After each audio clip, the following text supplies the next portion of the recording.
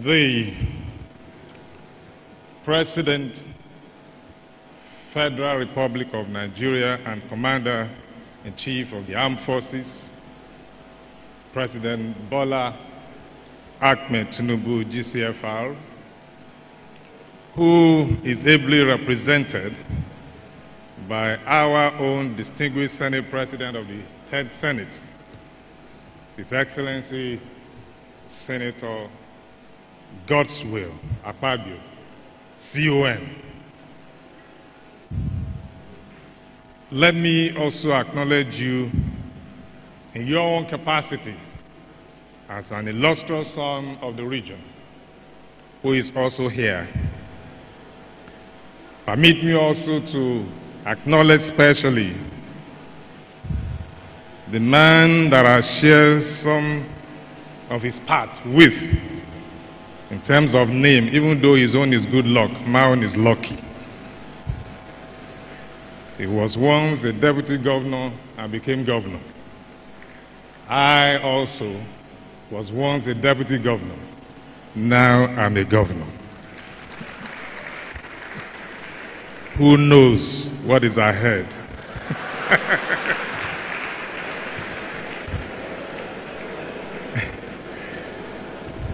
His Excellency Dr.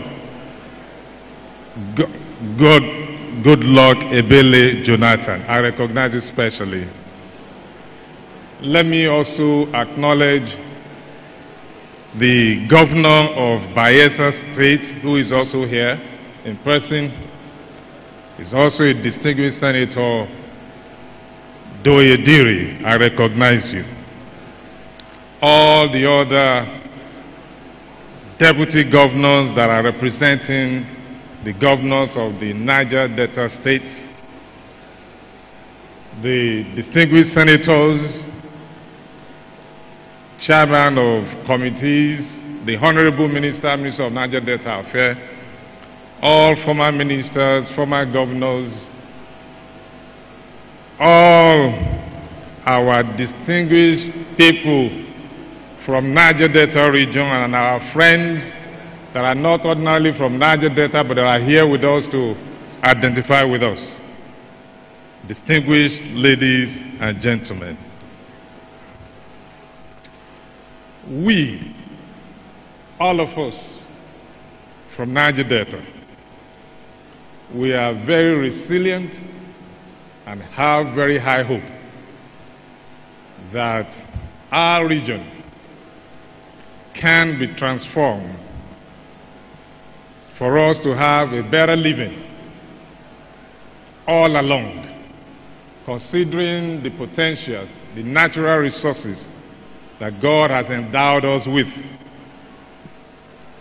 And therefore, commissions and bodies have been put together to harness all of these potentials so that policies can be formulated, programs and projects can be conceived and implemented for us to have a better living. And indeed, this has been on for many years. But the pace at which this transformation is coming has beginning to make a lot of our people to lose hope, to start getting weary, and some have already lost hope. But today, we have come into this conference that is themed Renewed Hope for Sustainable Development in the Niger Delta. If the initial hope has not been weakened, there won't be any need for it to be renewed. And I pray our hope will be renewed before we leave here today, so that we can still believe strongly in this vision for Niger Delta. And I want to commend the current management, the governing council and the management of Niger Delta Development Commission, and even Ministry of Niger Delta Affairs for what they have been doing since they came on board. So I feel deeply honored to be here today as a former commissioner of the Niger Delta Development Commission, NDDC, who represented Ondo State as commissioner between 2018 and 2019. Now the governor of Ondo State, and as one of the guests of honor at this auspicious gathering of the Niger Delta Development Commission Stakeholders Summit. The theme of this summit, renewed hope for sustainable development in the Niger Delta, is not only apposite, but essential as we navigate the complexities of development, not just in our region, but also in Nigeria, considering the current situation that we are in. This theme resonates deeply with me as it aligns with our administration's vision for Ondo State and the region. For us in Ondo State, we have implemented various initiatives aimed at promoting sustainable development, including investments in infrastructure, education, and healthcare. We have continued to prioritize environmental protection, job creation, and collaboration with private sector, recognizing their roles in driving economic growth, and part of what this current board has been doing. Niger Delta, with its vast natural resources and cultural richness, part of what we watched earlier in the opening, so I recognize the cultural group for that wonderful performance, has long been a cornerstone of Nigeria's economic engine. However, it is no secret that our region has also faced numerous challenges ranging from environmental degradation, economic disparity, social unrest, to mention a few.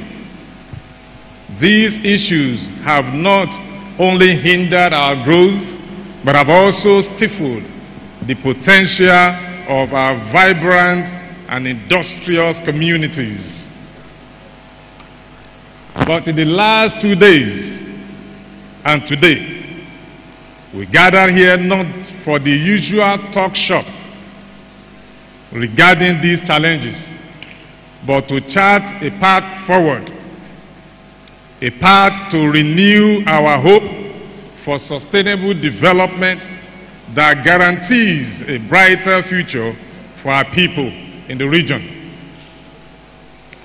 While we continue with our discussions that will make us arrive at the strategic decisions that will guide the path to peace, progress, and prosperity for the Niger Delta people, we should not forget that the sustainable development in the Niger Delta is not a task for one entity, but a collective responsibility. Therefore, the synergy among the federal government, state governments, local communities, and private sector is crucial. We must foster a spirit of collaboration where every stakeholder's voice is heard and respected.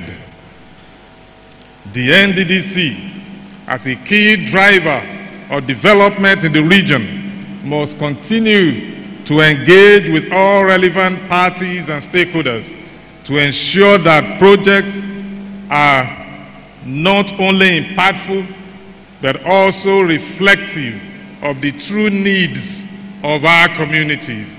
And this current administration, leadership of NDDC, have been living true to that. It goes without saying that our greatest asset is our people. Therefore, education, healthcare, and skill acquisition and ICT must be at the forefront of our developmental agenda. We must invest in our youth, providing them with the tools and opportunities to innovate and lead. By focusing on human capital development, we create a foundation for long-term economic growth and stability. Furthermore, the environmental challenges in the Niger Delta are profound. Oil spills, gas flaring, sea incursions, and deforestation have left scars on our land and waterways. Sustainable development requires us to adopt environmentally friendly practices and invest in technologies that mitigate harm to our ecosystem. The NDDC must therefore prioritize projects that restore, preserve our environment while promoting green energy alternatives.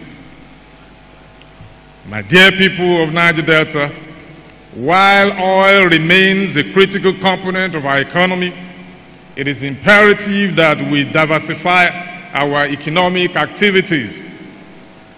Agriculture, tourism, and creative industries offer immense potentials for growth and employment.